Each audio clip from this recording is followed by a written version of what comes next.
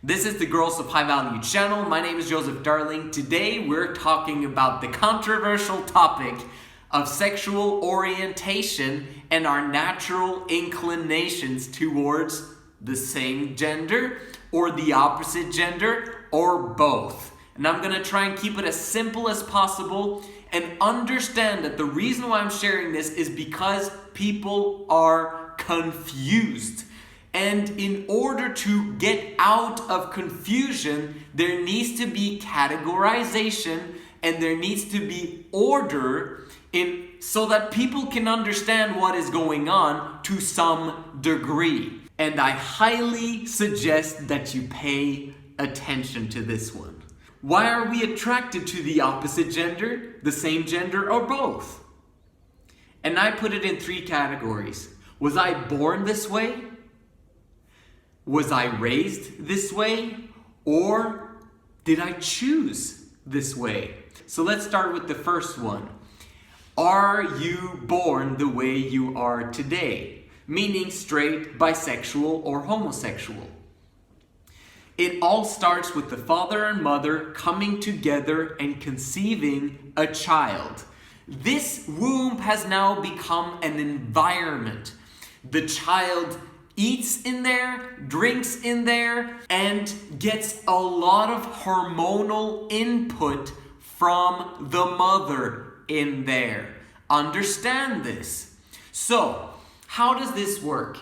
What we've understood is that when a mother is masculine, and on this channel we use the definition of masculine as being burdened.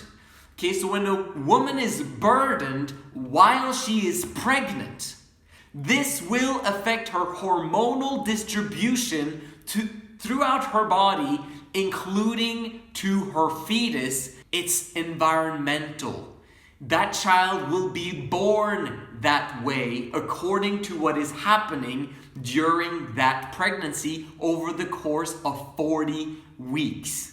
What we've understood is that the more masculine the mother is during that pregnancy, it will highly affect that child's masculinity and femininity. Its pre-inclination towards its future sexual orientation. So, maybe this is 20% of the equation, or 30 or 40% of the equation, who knows? But what we understand is the more masculine the mother is during that process in the womb, the more likely it is that daughters will be more masculine and sons will be more feminine. The reason why it's like this is because the mother, when she's burdened, when she's masculine, she is not in growth mode, she is in survival mode. And this will affect the children that are born during those circumstances. Now, obviously, we would want a woman during her pregnancy to be unburdened. When a pregnant lady is sitting on the bus, we don't go up to her and say, "Hey, get up, you're pregnant." We do the opposite. We give up our seats for pregnant women so that they can be unburdened. If there's a heavy load to be carried, it's not that we give the woman more to carry. We will want to take away her load. So in that sense, we want women who are pregnant to be as feminine and as unburdened as possible because it's going to affect their child. So that was number 1, born this way. Number 2 is raised this way. This mostly comes from the parents, but there's of course influences from the media, from friends, and from aunts and uncles and whatever is in that child's environment. And that child will be raised in an environment where he or she is now beginning to think for herself. Am I straight? Am I bisexual? Am I homosexual? And it will use the predisposed inclinations that was given to him or her from birth to make those decisions. The relationship between the father and mother, and especially how the father treats the mother and how the father is masculine or feminine, will also affect the child. So there's a lot of nuances to how this works, and this is why it can get very confusing, which leads us to point number 3, choosing this way.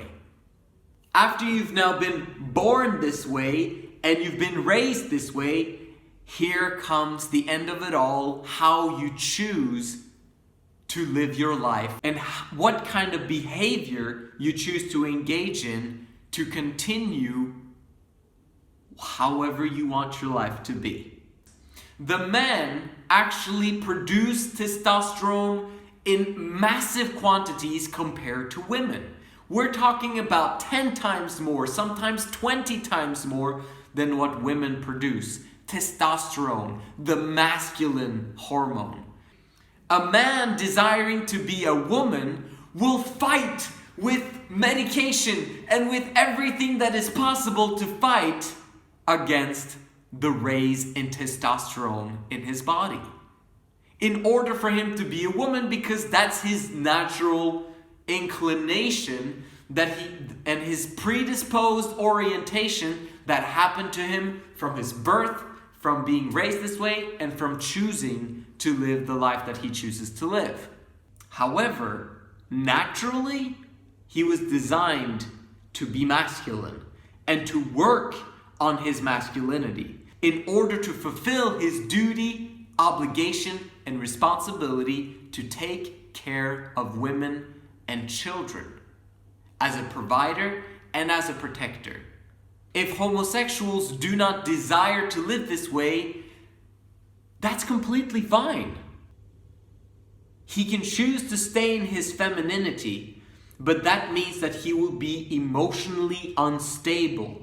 Very often they end up using medication in order to control those emotions. That's not because there's something wrong with their brain, it's because they're feminine. And don't use medication, because if you use medication, then you're basically allowing nature to tell us, to give us feedback on what is actually going on in our lives and in our brains. So, the natural inclination is for men to have 95% masculinity and to move towards that direction of complete emotional stability, and having 5% femininity of nurturing and care for his woman, for his children, for the people around him, and for a desire to change the world to make it a better place.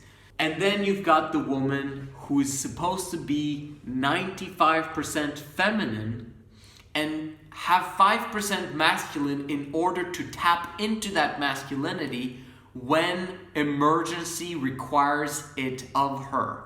But those times should be few and far between in order for the woman to continuously bask in the fantastic emotions of femininity and love and caring and all those wonderful, exciting emotions that women feel.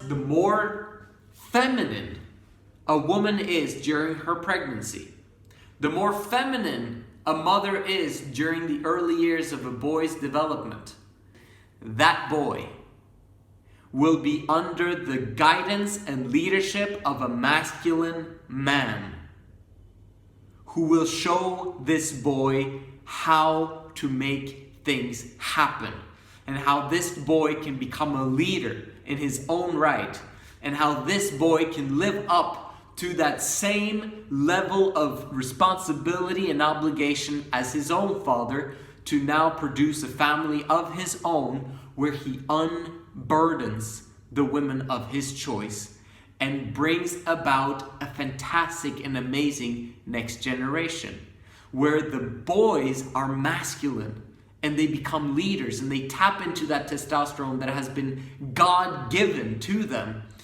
and where his daughters are allowed to be feminine, bubbly, emotionally unstable, and all over the place in both positive and negative, in order to give us feedback on what is actually going on. The way women behave is immediate feedback of the good and the bad things that are happening. That is our natural inclination as men, to be masculine. Does it mean that we judge those that are feminine? Yes and no. No, because they're allowed to do whatever they want to do, and we support them if that's what they want to do. We love them if that's what they want to do.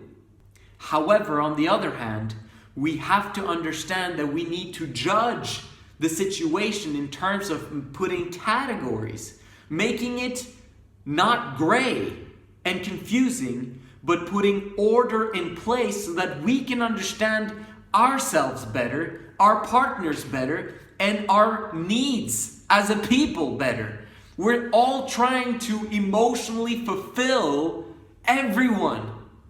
And we've got to understand the basics of biology and gender attraction if we're going to understand everyone as a people. So the last aspect is, are all women naturally bisexual? And the answer is yes. So why are 95% of women reporting themselves to be straight if they're naturally bisexual? That doesn't make any sense. Let us explain that phenomenon. From 0 to 9 years old, a girl is usually feminine, carefree, can laugh, can do whatever she wants to do. From 9 years old until she loses her virginity, she will hopefully also be in a feminine state, carefree and laugh and do whatever she wants to. When she begins to think about having sexual relationships, she will be very intrigued about other women.